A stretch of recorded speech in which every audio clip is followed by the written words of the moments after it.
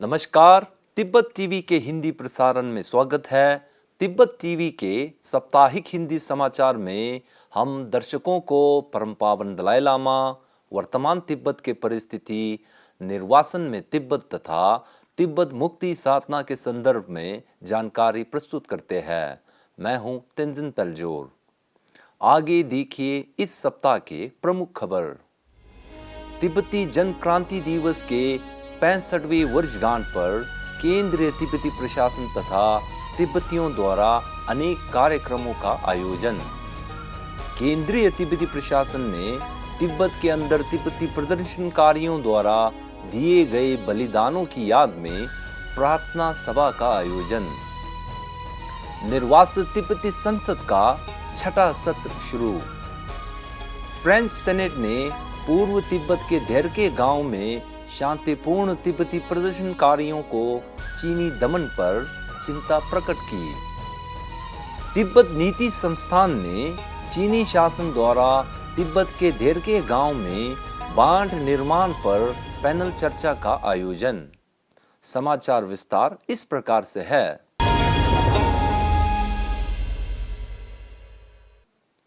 10 मार्च 1959 में तिब्बत पर चीन द्वारा अवैध कब्जे के कारण हजारों तिब्बती भाइयों बहनों ने चीनी शासन के विरोध में शांतिपूर्ण प्रदर्शन कर अपने देश की रक्षा हेतु बलिदान दिया था।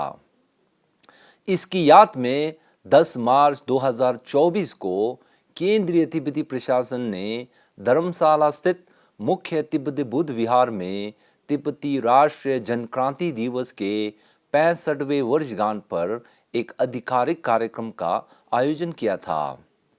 इस वर्षगांठ को तिब्बत पर जर्मन संसदीय समूह के अध्यक्ष सांसद मिखेल ब्रैंड, तिब्बत पर ऑस्ट्रेलिया सर्वदलीय संसदीय समूह के सह अध्यक्ष सेनेटर डीन स्मिथ, ऑस्ट्रेलिया संसदीय प्रतिनिधि मंडल जैसे सांसद माइकल मैकॉर्मैक, सेनेटर डेबोरा ओनेल तथा सांसद डेविड स्मिथ ने मुख्य अतिथि के तौर पर जनसभा को संबोधित की। कार्यक्रम से पूर्व सिक्योंग पेम्बा छिरिंग ने तिब्बती राष्ट्रगान के साथ तिब्बती राष्ट्र झंडा फहराया। साथ ही सिक्योंग ने कशाक का वक्तव्य तथा अध्यक्ष खेम्पो सोनम तेम्पेल ने निर्वासित तिब्बती संसद का बयान पढ़कर सुनाया। कुछ समाचार तथा सूचना माध्यमों से प्राप्त जानकारी के अनुसार तिब्बत पर चीनी शासन द्वारा अवैध रूप से कब्जे के विरोध में विश्व भर के तिब्बती समुदाय तथा तिब्बत समर्थकों ने विभिन्न देशों में स्थित चीनी दूतावास के बाहर नारे लगाकर धरना व शांतिपूर्ण प्रदर्शन आयोजित किया था। इसी प्रकार कई देशों ने इस अवसर पर संसदीय एवं सरकारी इमारतों पर तिब्बती झंडा फहराकर तिब्बती लोगों के प्रति एकजुटता प्रकट की। इस दिन को याद करते हुए भारत समेत विभिन्न देशों के तिब्बत समर्थकों ने धरना प्रदर्शन, सार्वजनिक व्याख्यान, संगोष्ठी, चर्चा व विचार विमर्श का आयोजन किया था। इस दौरान कई वक्ताओं ने ये संकल्प लिया कि जब तक तिब्बत में चीनी दमन और अत्याचार समाप्त नहीं होता तब तक वह तिब्बती आंदोलन को समर्थन देते रहेंगे। आपको याद है कि चीनी अधिकारियों ने 10 मार्च तिब्बती जनक्रांति दिवस के आयोजन को विफल करने के लिए तिब्बत के अंदर कड़ी सुरक्षा एवं प्रतिबंध लगाया गया है। इसी प्रकार तिब्बत मुद्दे के समर्थन तथा तिब्बती लोगों के प्रति एकजुटता प्रकट करने हेतु तिब्बती राष्ट्रीय जनक्रांति दिवस के मुख्य अतिथियों जैसे जर्मन सांसद तथा ऑस्ट्रेलिया संसदीय प्रतिनिधि मंडल ने एक प्रेस सम्मेलन आयोजित किया। इस दौरान सांसदों ने चीन तिब्बत संघर्ष की समाधान हेतु अपने देश की संसद में हर प्रकार की नीति व अधिनियम पारित करने में समर्थन देने की आश्वासन दिया है। 8 मार्च 2024 को केंद्रीय तिब्बती प्रशासन के नेतृत्व तथा सरकारी कर्मचारियों के साथ नमगिल मठ के भिक्षुओं ने 1987 और 1989 में तिब्बत के अंदर तिब्बतियों द्वारा चीनी शासन के खिलाफ विरोध प्रदर्शन में भाग लेने वाले शांतिपूर्ण तिब्बती प्रदर्शनकारियों द्वारा दिए गए निस्वार्थ बलिदानों की याद में एक प्रार्थना सभा का आयोजन किया था। 8 मार्च 1989 में तिब्बत के राजधानी ल्हासा में बड़े पैमाने पर तिब्बतियों द्वारा चीनी शासन के खिलाफ विरोध प्रदर्शन किया था, जिसके कारण तिब्बत में मार्शल लॉ घोषित किया था। आज इस दिन की 35वें वर्षगांठ है।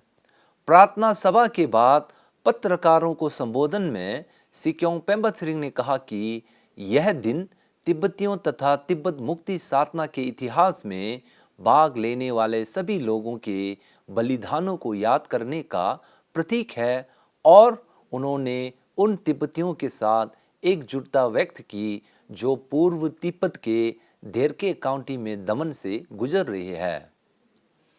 एक अन्य खबर अनुसार केंद्रीय तिब्बती प्रशासन के वित्त विभाग के अंतर्गत महिला सशक्तिकरण डेस्क ने अंतर्राष्ट्रीय महिला दिवस समारोह का सिक्योंग सभागृह में आयोजित किया था।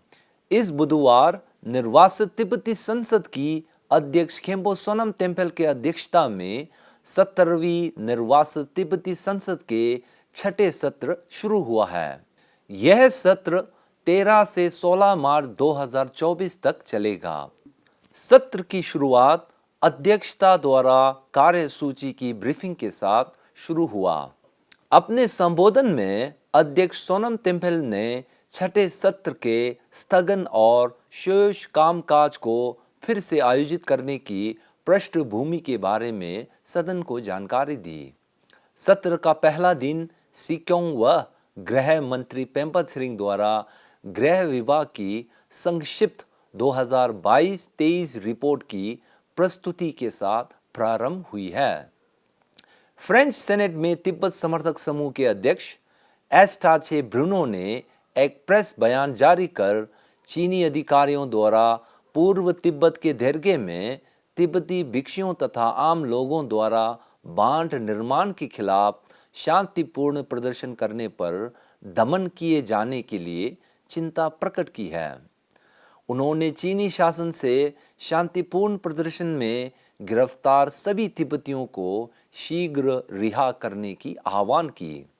साथ ही उन्होंने चीनी अधिकारियों से बांध निर्माण के परिणामों को ध्यान में रखने का आग्रह किया, जो पर्यावरण पर नकारात्मक प्रभाव के अलावा स्थानीय तिब्बतियों को जबरन स्थानांतरण तथा प्राचीन तिब्बती बौद्ध मठों को विनाश करता है। केंद्रीय तिब्बती प्रशासन के शोध केंद्र तिब्बत नीति संस्थान ने international day of action for river के अवसर पर चीनी शासन द्वारा पूर्व तिब्बत के देरके में बांध निर्माण विषय पर पैनल चर्चा का आयोजन किया था। इस पैनल चर्चा का मुख्य उद्देश्य बांध निर्माण से तिब्बत के अंदर तिब्बती समुदाय पर सामाजिक, सांस्कृतिक तथा पर्यावरणीय प्रभाव का आकलन करना है। पैनल चर्चा के वक्ताओं में तिब्बत नीति संस्थान के शोधकर्ता देचेन पाल्मो, तिब्बती मानवाधिकार एवं लोकतंत्र केंद्र के शोधकर्ता गावान लुंगतो तथा इंटरनेशनल तिब्बत नेटवर्क के वरिष्ठ शोधकर्ता लोब्सांग यांगचो शामिल थे। चर्चा के समापन में विशेषज्ञों ने चीन सरकार से 10 बिंदु वाले कार्रवाई की मांग की है और देरगे तथा दुनिया भर में लोगों की चिंताओं को दूर करने के लिए चीनी अधिकारियों को किन कार्यों पर विचार करने की आग्रह किया है। ब्रसेल्स तिब्बत कार्यालय के प्रतिनिधि रिंगजिंग गेंखांग ने महापौर लियोनेल लुका के आमंत्रण पर फ्रांस के विलिन्यू लुबेट में आयोजित आज़ाद तिब्बत दिवस के 10वीं वर्षगांठ कार्यक्रम में भाग लिया था। अपने संबोधन में प्रतिनिधि रिंगजिन ने महापौर तथा उनके सभी कर्मचारियों द्वारा तिब्बत मुद्दे का समर्थन तथा तिब्बती प्रश्न पर सच कार्यक्रम आयोजित करने के लिए आभार प्रकट की। कार्यक्रम के दौरान फिल्म स्क्रीनिंग, सम्मेलन फोटो प्रदर्शनी आयोजित किया गया है। यह आज़ाद तिब्बत दिवस महापौर लुका ने सन 2014 में शुरू किया था। इसका मुख्य उद्देश्य तिब्बती संस्कृति का संरक्षण तथा संवर्धन के लिए किया गया है। इसी के साथ आज का खबर यही समाप्त होती है। अगले हफ्ते हम फिर मिलेंगे। मुझे दीजिए आज्ञा। धन्यवाद।